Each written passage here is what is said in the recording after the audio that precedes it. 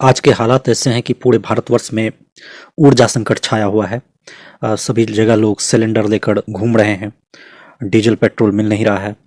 इधर प्रधानमंत्री मोदी ने कई बैरल तेल जो है गिफ्ट कर दिया है बांग्लादेश को।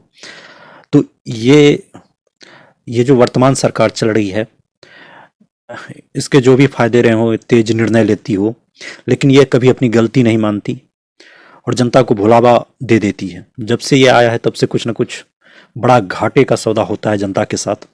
नोटबंदी में कई लोग मारे गए थे। अभी एलपीजी सिलेंडर में भी कई लाइनों में मरेंगे।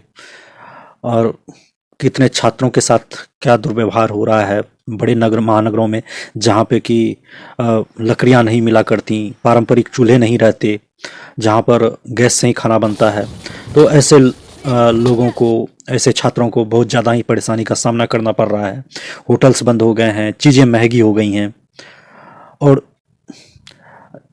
दूरदृष्टि नहीं है इन लोगों के पास। कुछ भी लागू कर देते हैं किसी के भी कहने से, जब इन्हें अंदेशा होना चाहिए था कि यदि वार होगा तो क्या होगा। और ये झूठ बोलने में माहिर होते हैं ये लोग।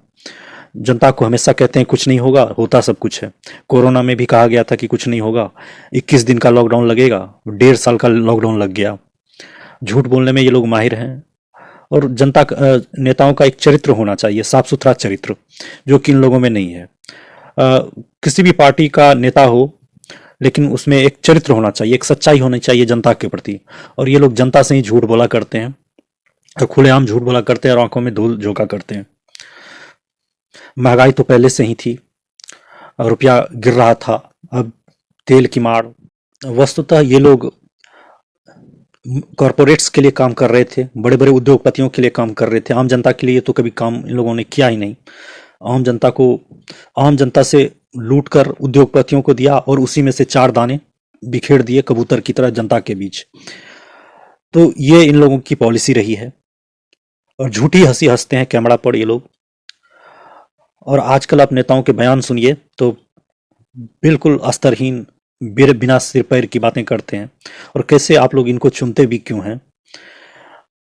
और ऐसे लोगों को नकारा जाए जो बेसिर पर की बातें करते हो। अभी देखिए राघव चड्ढा कितना अच्छा काम कर रहे हैं। नेता हो तो इसी प्रकार का हो। अन्य नेता चुनाव जीत कर जाते हैं, लगता है उनकी बुद्धि मर जाती है, वो आम जनताओं की समस्याओं पर कभी बात ही नहीं करते, बेकार की बातें वहां चला करती हैं। राघव चड्ढा ने एयरपोर्ट के सामानों में जो समोसा है, खाने पीने के सामान है और अन्य चीज़ों के मूल्य कम करवाए। वो हर हमेशा जनता के मोबाइल रिचार्ज आदि पर बात करते हैं।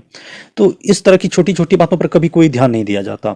अभी जैसे जियो का सिम होता है, कई जगह आप नेट पैक करवा लो और वो चलेगा ही नहीं, बिल्कुल नहीं चलने वाला। और इससे क्या होता है, वो कंपनियां तो फायदा कमा लेती हैं और जनता की जेब कट जा रही है। सरकार को नहीं मालूम है? बिल्कुल मालूम है, लेकिन चूंकि वो खुद उन उद्योगपतियों के गोद में बैठा हुआ है, तो उन उद्योगपतियों और उन कंपनियों के खिलाफ कोई भी कार्रवाई नहीं होती। इस तरीके से हम देखते हैं कि किस प्रकार ये लोग देश को चलाने के काबिल नहीं हैं। बस मुखौटा ओढ़कर चला जा रहा है। जनता इन्हें नकार चुकी है, लेकिन फिर भी ये लोग अपनी गद्दी नहीं छोड़ना चाहते। और क्योंकि हो सकता है इन्होंने ऐसे ऐसे कर्म किए हों जो कि इन्हें डर सताता है हर हमेशा कि ऐसा गद्दी छूटने के बाद इनकी क्या हालत होगी। अपने खुद की पार्टी को बचाने के लिए और खुद की राजनीति को चमकाए रखने के लिए ये लोग देश को भी गर्त में भेज देते हैं। अभी जो डील किया गया है अमेरिका के साथ, वहाँ की जो फसल यहाँ आएगी सस्ते दाम पर, तो यहाँ के किसान मरेंगे। यहाँ के किसानों की क्या हालत होने वाली है ये लोग समझ नहीं पा रहे हैं। अभी 3 से 6 महीने के बाद सभी किसान वर्गों को समझ में आएगा कि यहाँ पर फसल के दाम उचित ना मिलेंगे, तब उन्हें एहसास होगा कि क्या चल रहा है देश में। इन्होंने किसानों को बेच दिया, हम लोगों का डाटा बेच दिया। हम लोगों के जो आधार कार्ड से की जानकारी है, वो सारी की सारी जानकारी विदेशों में चली गई है, अमेरिका के पास चली गई है। और वो लोग हमें कंट्रोल करेंगे इस हिसाब से। तो डाटा ही सब कुछ हुआ करता है। धन्यवाद।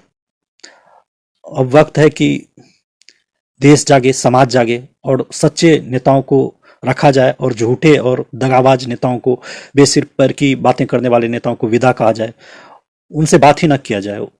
धन्यवाद।